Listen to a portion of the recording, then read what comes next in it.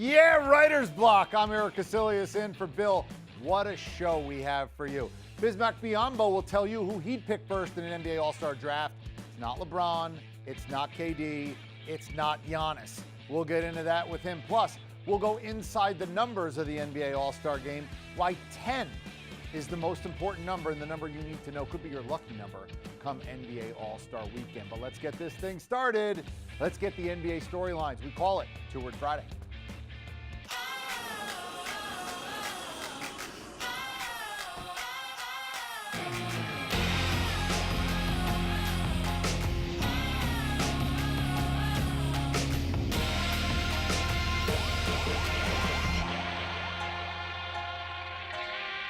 All right, halfway point NBA season, we are at the All-Star break. So, what are the second half? What's that going to bring for us NBA style? What are the big storylines? Well, rather than go with these long, drawn-out, we can encapsulate it all in just 2 words. So let's take them. First, foremost, most importantly, who's going to win the title? Golden State Warriors, is it them or is it everybody else? The 2 words here, termite trouble. See, Golden State is the favorite. Vegas says they have a 72% chance to win the title. And oh, by the way, that makes them the favorite. When people say the favorite means more than 50%. That's right. They'll give you the entire rest of the league as long as they get Golden State to win this thing. That's how big and how important and how favored Golden State is over everybody else. So what could derail them, right? That's the top storyline. Well, nobody's beaten them 4 times. The only way they get derailed is from within, if they beat themselves. Think of the Golden State house, right? The only way it's coming down is if termites get at it. You ever heard of termites, termite problem? You're sitting there, you think everything's great, you're looking around, front yard looks good, nobody's in the driveway, and all of a sudden, boom, you got a problem. Why? You got eaten up from within. That's the only thing that could derail Golden State. If Kevin Durant starts not getting along again with, say, Draymond Green, if free agency starts to derail Klay Thompson, if somebody's not happy with the shots again, if Boogie becomes a problem, they're going to have to implode like termites eating them from the inside out, or the title is going back to Golden State again. Next up, how about the Lakers storyline second half? 2 words, Beach Boys. You know the Beach Boys are? That like old school, kind of tired Southern California. They were like that LA band. And you're like, wait, I heard of the Beach Boys. Yeah, try to name 5 Beach Boys songs. You can't, even though you probably heard of 10, right? Surfing USA, Wouldn't It Be Nice? California Girls. Well, it's not about the band that seems to have a million different guys who have been in this band over the years. It's about having that one sound, that one thing, that surfer sound. That's what made them revolutionary. And that revolutionary thing is LeBron James. And the question is, can all these guys coming in and out of the band play well enough to get him back to the playoffs? LeBron hasn't missed the playoffs since year 2 in the league. He is in danger right now as the 10 seed. Uh-oh, here we go. Now, look, the Clippers are ahead, and it seems like, they've sort of waved the white flag. They're trading people at the deadline. But we will see about LeBron, about the Lakers, and if they can find their way into the playoffs. Another big storyline second half. Third big storyline out west, second half of the year as we get ready to make the turn in the NBA. Anthony Davis, what's going to happen there? My 2 words, security deposit, right? Everybody has known, and hopefully you have not been part of, that couple living together and they're breaking up, right? And you can see it's loud, it's public, it's ugly, clothes on the front lawn type of thing, and you're like, ooh, okay. And then you realize, oh, wait, they still have a lease on their place for another 1.5 years. What's going to happen?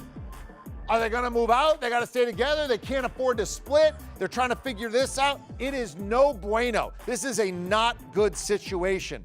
The Pels need to make sure that this doesn't get so bad that they get screwed out of their security deposit, right? Because if things go really bad where you're renting and it gets really ugly, what ends up happening? The landlord keeps it and you don't get full value.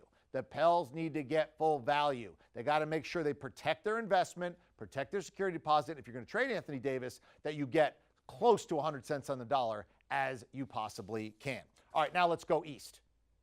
Next storyline, NBA. How about the Knicks? 2 words, Shark Tank. You know that show, Shark Tank? Mark Cuban's on it, right? Owner of the Mavs. where you try to pitch this business idea, this strategy, and you try to get people to invest in that strategy. And they either say yes or they say, I'm out. Well, the Knicks have clearly tried to pitch a strategy to their fans. Here's what it is. We're going to lose. We're going to lose big. We're going to lose early. We're going to lose often. They haven't won at home since December 1st. December 1st. That's like near Thanksgiving. What were you doing on Thanksgiving? Do you even remember? That's the last time they won a home game. It is UGLY putrid in New York. So they're going to lose. And then they're going to trade the unicorn to, of all people, Mark Cuban. See, a little synergy there. And then what they're going to do is they're going to try to get some free agents this summer. And then they're going to try to lose so much that they get the high pick and they get Zion Williamson. There's a couple of problems with this Shark Tank strategy. First of all, let's start with the we're going to lose and tank Shark Tank. We're going to tank the season. If you finish in the bottom three, you know what your chances are to get Zion Williamson? 14%. That's the best chance you can have, 14%. That's a bad tip. That's not paying for the whole meal, right? You can't possibly bank your strategy and expect that you're going to get Zion Williamson when the best chance you have is 14%. So anybody who's telling you as a Knicks fan, we're getting Zion, chances are, no, you're not. Not even close. Unless you think they're going to cold envelope Patrick Ewing this thing again, and go look that up on YouTube when we're done. Unless you think they're going to do that again, you aren't getting Zion Williamson unless it's an absolute gift. That's not a strategy. That's your neighbor who takes his salary and buys lottery tickets and thinks that that's an investment and a retirement plan. It's not. Second thing, we're going to attract the free agents. Okay, you have money for 2 max free agents. You get Kevin Durant, you get Kyrie Irving. I'm all for it. But what's the guarantee that these guys are going to come and take less and pay all those taxes and want to play for Dolan? You sure you're getting those guys? What ends up being Chris Middleton and Kemba Walker at best? I'm not sure I love this whole Shark Tank strategy of tanking the season. We'll get Zion even though we only have a 14% chance, and we're going to absolutely strip our team down because we're definitely going to get Kevin Durant, Kyrie Irving. Risky. Very risky. Next, storyline. How about the whole East right now? Who's going to win the East? My 2 words for the East, stock car racing. You know what stock car racing is? I mean, the whole idea of NASCAR? The idea was that everybody basically had about the same equipment, right? You had about the same equipment. And you'd try to then figure out who could win based on skill and being clutch and who could do what behind the wheel. Well, with all due respect to Indiana, who sits there third right now, Noel Oladipo sort of makes me think no chance. The Bucks, the Raptors, the Celtics, and the Sixers are pretty close. It's like a stock car race. And I realize everybody but Boston stepped up at the trade deadline and added somebody, but the Celtics have Kyrie, they have Brad Stevens, they have all that talent. Danny Ainge has done an incredible job. Any one of those 4 teams could come out. Could it be Giannis in Milwaukee? Absolutely. Could it be Toronto with Kawhi Leonard? Yeah, absolutely. Could it be Philly with Joel Embiid and Ben Simmons and their pieces and what they've added? Sure. Any one of those 4 teams could come out. It's parity. It's stock car racing, and it's going to be fun. So whether it's the Beach Boys or stock car racing or termites or anything else, there is your NBA second half done 2-word style. Now, straight ahead, speaking of the NBA, how about Bismack Biyombo? If he and I were the captains of the All-Star team, who would he pick first? He's not taking LeBron. He's not taking KD. He's not taking Giannis. You'll hear who he's taking next. I'm Erik Kuselias in for Bill.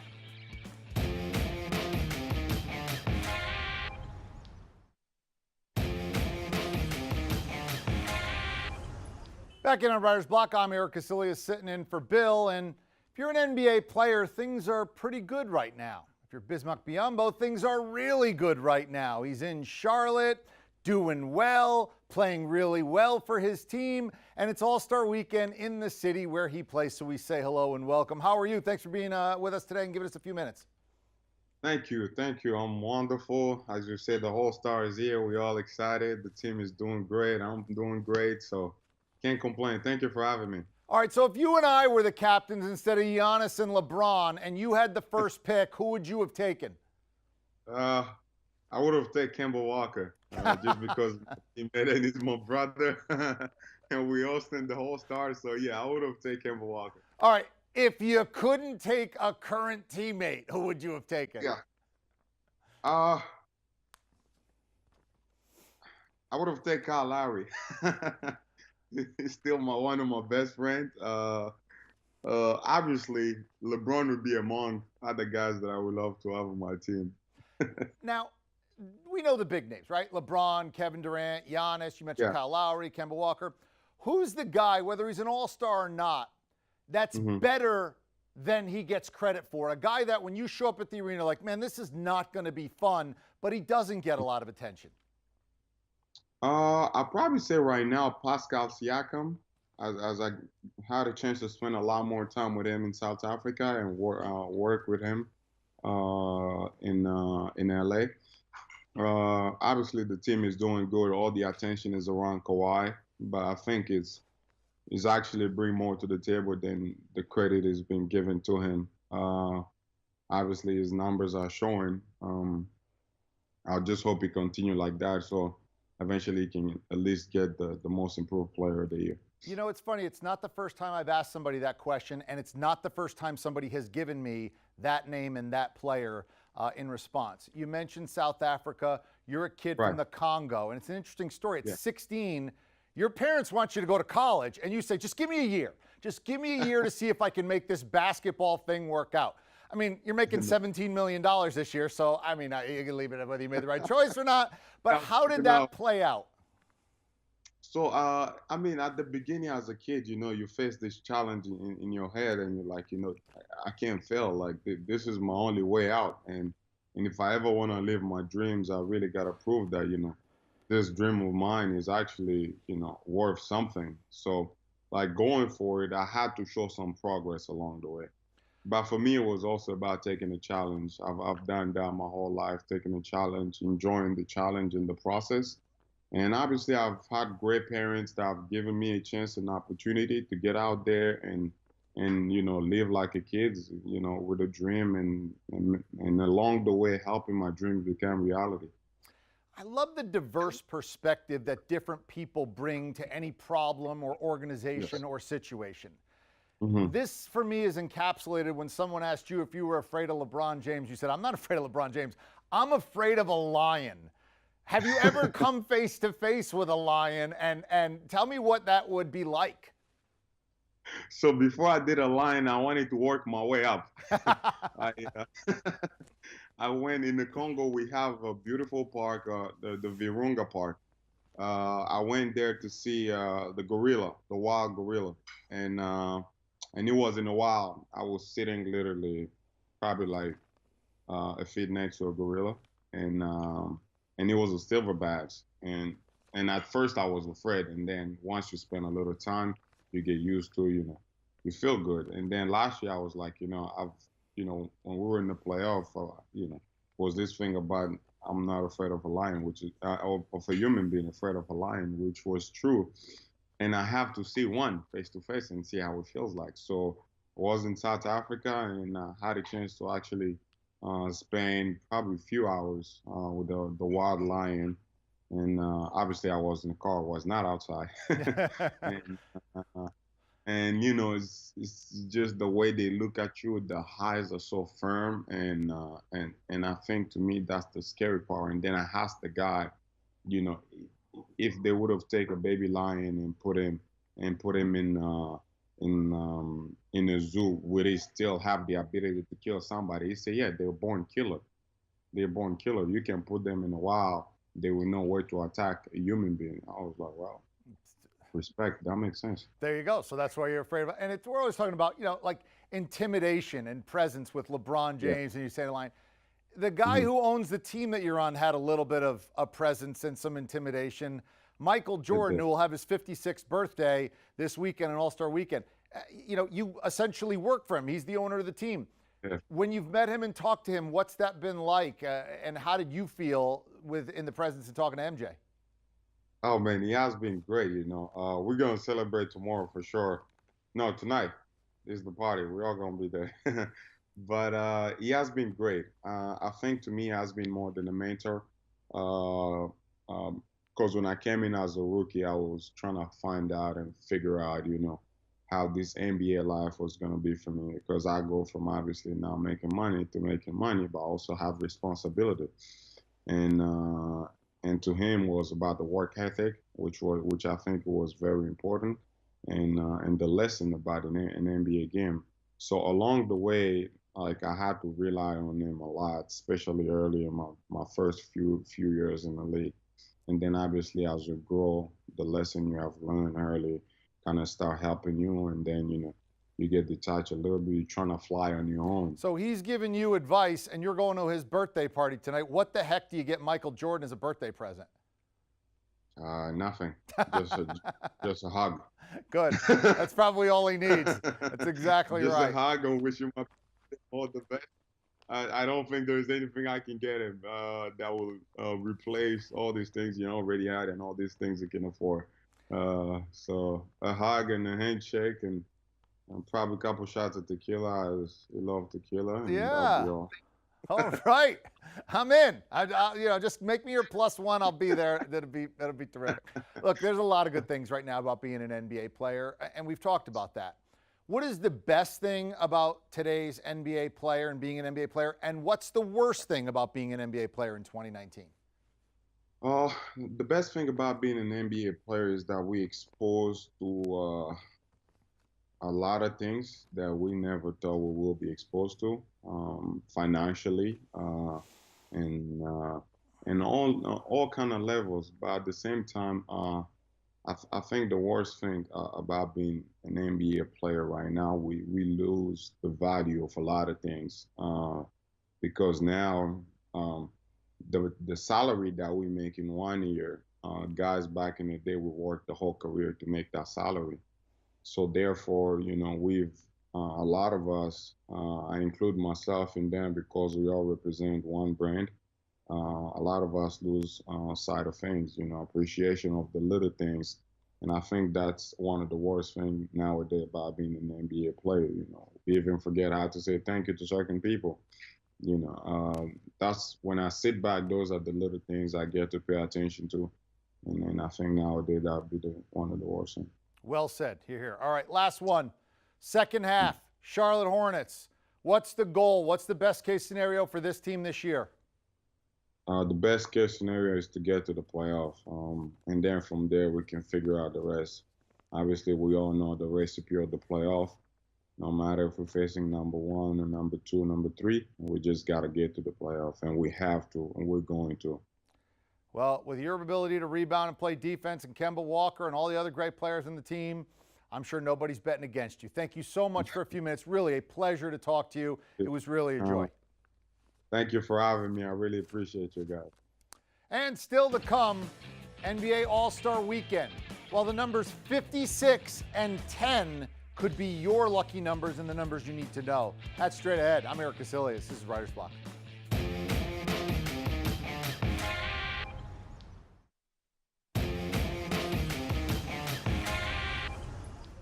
Back in on Writer's Block. I'm Erik Kuselias in for Bill. It's NBA All-Star Weekend, so let's go inside the numbers, Charlotte style. First number is 1991, Charlotte. That's the last time they hosted the NBA All-Star Game. That was back in 1991. Kid and play, high top fades, the Hornets in their 3rd season. A simpler time in a young man's life. Next number, how about 10? That's right, 10 future Hall of Famers and members of the 1992 Dream Team were all-star selections. You want to talk about a roster? Last time Charlotte had the game, Charles Barkley, Larry Bird, Clyde the Glide. That's a good nickname. Patrick Ewing, Magic, Karl Malone, Mullen, David Robinson, Admiral, and John Stockton. Oh, by the way, some guy named Jordan who owns the team in Charlotte now and will be celebrating his 56th birthday this weekend as his team hosts the All-Star Game. Next number, how about 15? LBJ, set to tie Kobe Bryant for the most starts in NBA All-Star Game history, 15. Do you realize that LeBron James and Kobe Bryant have lived more days on this planet as NBA players than not as NBA players? Think about that. That's from birth, Holmes. Think about that. Next, number 1, Kemba Walker, local kid. Makes good. I don't mean he grew up there. I mean he plays there, right? His first NBA All-Star Game start, going to come in his home arena. Good for him. Very exciting. Then we have 18 and 14. Record 18 international players from 14 countries set to participate in the Rising Stars All-Star Saturday night or the All-Star game. They're doing something down here in Charlotte is the point. A very global flavor for the modern NBA. Nice job there on the numbers. Let's wrap it up this way. How do you make an All-Star weekend better? Well, there's a couple things. First, you want to change the skills competition, right? I'd like to see skills competitions that are going to make me replan my night. Like, who's the fastest NBA player with the ball in his hands? That's right. You go up and back, one time up and down the court. Who's the fastest? Wouldn't you like to see that? Russell Westbrook. You can bring guys out of retirement. Allen Iverson, when he gets back out there. You can pick somebody from the NFL who thinks they can do it. Who is the fastest man with a ball? Or who's got the best vertical? Anybody, right? Who can take quarters on top of the backboard? How many can they stack? That would be a better skills competition than having 8 guys in the dunk contest, 5 that you and I really couldn't pick out of them all if the other person in it was us. And then you also want to let the players bet on themselves, right? How about that? How about Giannis, if he went to Anthony Davis and said, I bet you 50 grand I dunk on you in this game. And then you posted those. Now I'm interested, right? Let's make it personal. Let's make it fun.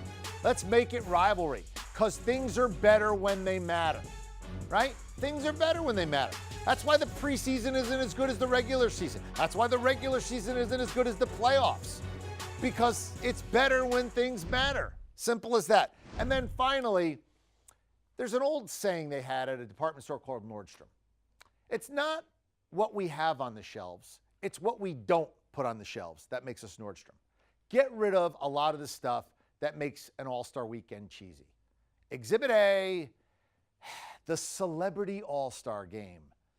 I don't need to see Kevin Hart trying to dribble past, I don't know, Taya Leone and one of the Jason Williams. I don't need it. I don't need to see Common hit a softball on Major League Baseball All-Star Weekend. It's lame, it's cheesy, and it takes away from your brand. They want to show up at the All-Star Weekend, go to the parties, great. But I could do without the game, can't you? Anyway, thank you so much for being aboard. I had such a good time doing it. Thank you to Bill for allowing me to sit in for him, and thank you to everybody who worked on the show. Have a great rest of your day. More CBS Sports HQ. Roll on next.